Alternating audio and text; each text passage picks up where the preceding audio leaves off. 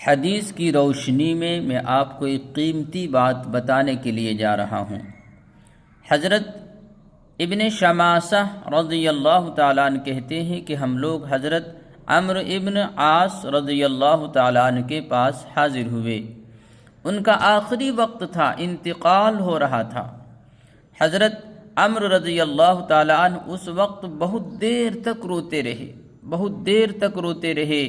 اس کے بعد اپنے اسلام لانے کا قصہ سنایا اور فرمانے لگے کہ جب اللہ جل شانہ نے میرے دل میں اسلام لانے کا جذبہ پیدا کیا تو میں حضور اقدس صلی اللہ علیہ وسلم کی خدمت میں حاضر ہوا اور حاضر ہو کر عرض کیا کہ بیعت کے لیے ہاتھ دے دیجئے، میں مسلمان ہونا چاہتا ہوں۔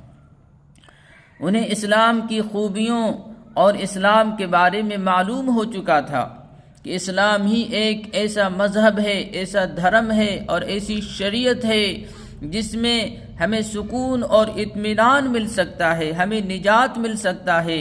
اگر اسلام کے علاوہ ہم کسی مذہب میں جائیں گے اور کسی دوسری شریعت کو اپنائیں گے تو ہم جہنم میں چلے جائیں گے، آگ میں چلے جائیں گے۔ لہذا اللہ کے رسول صلی اللہ علیہ وسلم سے فرماتے ہیں کہ اے اللہ کے رسول، آپ ہاتھ بڑھائیے اور مجھے بیعت کر لیجئے، میں مسلمان ہونا چاہتا ہوں۔ لہذا اللہ کے رسول صلی اللہ علیہ وسلم نے اپنا ہاتھ مبارک بڑھایا تو انہوں نے اپنے ہاتھ کو کھینچ لیا۔ اللہ کے رسول نے فرمایا کہ یہ کیا بات ہوئی؟ تم نے ہاتھ بڑھانے کے لیے کہا اور اپنے ہاتھ کو کھینچ لیا، کیا بات ہوئی؟ تو فرماتے ہیں کہ اے اللہ کے رسول، پہلے میں یہ جاننا چاہتا ہوں کہ میں نے کفر کے حالت میں جتنے گناہ کیے ہیں کیا اللہ اس سارے گناہ کو معاف کر دے گا؟ اللہ کے رسول فرماتے ہیں کہ اے عمرو، تمہیں معلوم نہیں ہے کہ کفر کے حالت میں جتنے گناہ کیے جاتے ہیں اللہ تبارک و تعالی اسلام میں داخل ہونے کے بعد معاف کر دیا